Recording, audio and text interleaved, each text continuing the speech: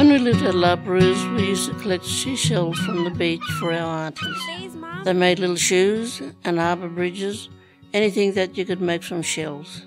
I was only about 10 at the time, but I loved the beach. Quick, catch the wave. I didn't go way out into the water, but my brothers were strong swimmers. They used to dive in the ocean for coins that the tourists threw in there. I always relate to La Perouse because that's how my book started. Wow, that's a big fish. Mum had these wooden pegs to hang the clothes on the line, and to keep us happy, she let us make toys out of them. We had no money to buy dolls and other toys, so we made them out of the pegs. We'll have a peg family soon. When we lived at La Perouse, we would go to a place nearby every Christmas. They would have Santa Claus come there with a big bag of toys. I was so excited to get to see Santa, but when my turn came, he asked me my name and what I would like for a present. So he had a look in the bag, but there was nothing there. There were no toys left. So it was a very sad Christmas for me. I had no toys at all that year. I was about 10 when I started at the school at Murrumbidgee. The school had only one room. The playground was all dirt, and we used to make our own games. We made marbles out of old broken records melted down. If you didn't like the size, you would melt them down again to a different size. Is the fire hot enough? Any life we had was on the mission, but we were never far from the river. I'll always remember that river.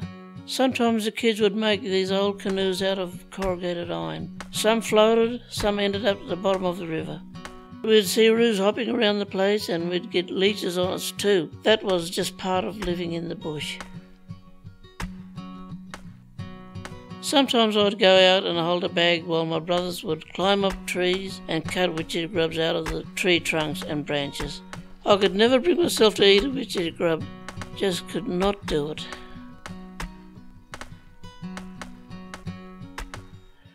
I remember my sister getting ready to go somewhere with her girlfriends.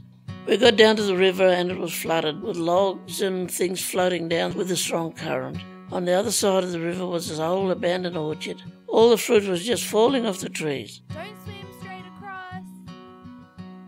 Bush tucker is what we had to eat on the mission because there was no refrigeration. Back then it was eat the animals or starve because there was no butcher shops.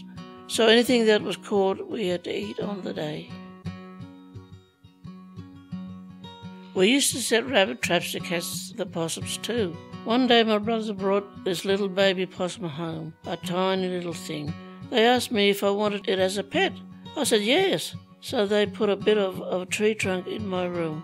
Ever since then, I've never eaten a possum. I just couldn't bring myself to eat one after that.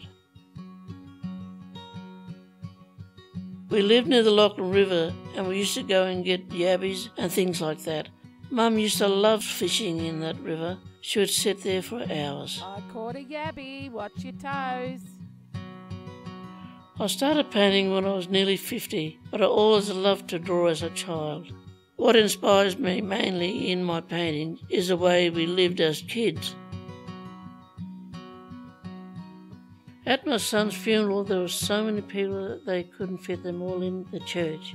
People came from Melbourne, Canberra and all over the place. You try to take your mind off what happened, but you never lose your memory of losing a loved one, whether it's a mother or father or son. At the funeral, they folded the Koori flag and gave it to Dhiiyaan. It means a lot to him and he thinks about that day. I'm standing behind him at the funeral with all the aunties and uncles. There were so many people I couldn't remember who they were on the day.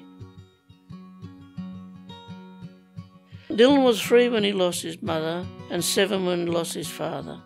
I know when he is quiet, he wants to talk about something personal. He asked me questions about his parents at those times, wanting to know how they died. You want to have a talk, mate? The hardest time of the year is Mother's Day and Father's Day.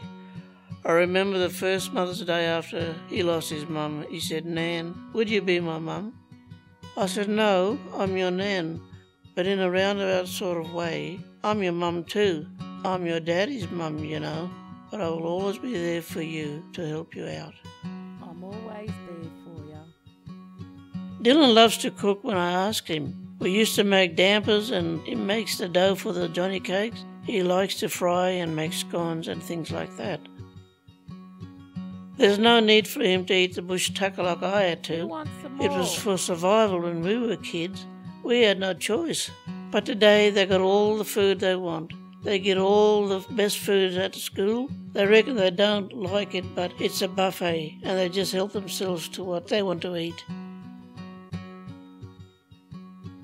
Dylan's school is St. Joseph College in Sydney. It is like a huge mansion. It's so big you get lost in the corridors. It's a different sort of education than we had. They have a better opportunity. When Dylan comes home, he does his laundry. He can wash it at school, but he'd rather bring it home. As soon as he gets inside, he takes his laundry to the washing machine, then puts it in the dryer. Sometimes Dylan turns up with his mates and tells me they want to sleep over. They stay up most of the night playing games and then they'll bunk anywhere, on the floor or on the bed, and sleep half the day away. What do you want to do tomorrow? Sometimes his mate would come over from school and get on the skateboard. He has had a few accidents and skinned knees.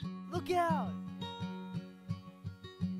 Dylan's pop has always looked after him, Catch even it. when he was little, to make sure he was not taken advantage of. Pop grew up in Redfern on the street, so he taught Dylan to be streetwise. Dylan has always been very caring and loving. He asks if he can do anything for me and if I am okay. He will come straight from school and give me a big cuddle and a kiss on the cheek. If he needed anything, he would let me know. I can tell when things are not right with him too. I love all my grandkids, but Dylan has always been with me in some way.